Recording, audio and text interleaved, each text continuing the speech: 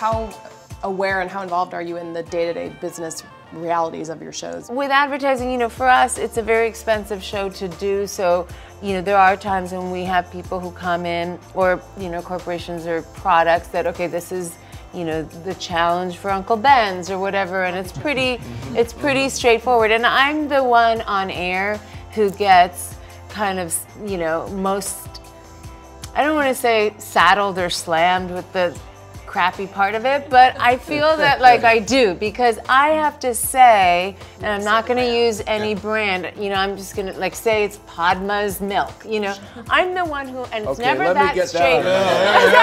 Wow. Think about that, Tom. I'm doing a whole different show now. All right, sorry. Padma's spices.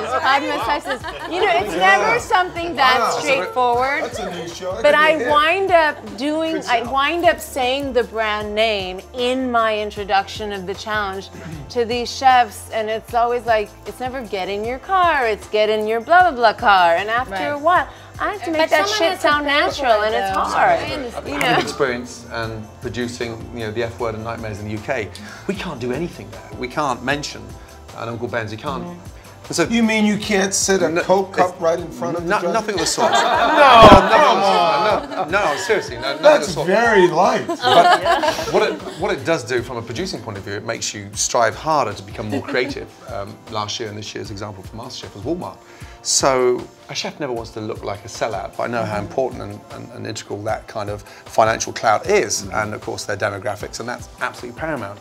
So rather than blatantly, you know, mention the top tier sponsor, then we have to integrate smartly through the mystery box and be clever how we expose their product without it being obvious. And there's a fine line there. Yeah, because we as can't sell out. Does not suffer because of that. It's okay. It's hard. It really is hard. I got on a Netflix binge with Sons of Anarchy, right?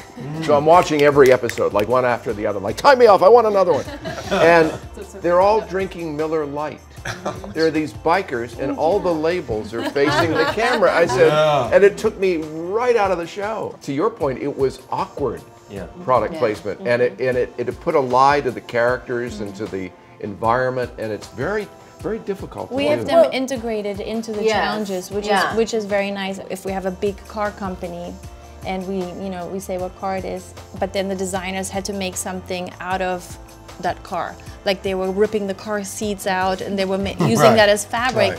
So if it doesn't hurt the integrity of the show, and if it actually makes a great challenge out of this, bring it on. It's actually interesting and makes it special, you know? And I think for us, it's probably been the most seamless integration, because nobody cares if it's a Coke cup, nobody cares that it's a Ford car.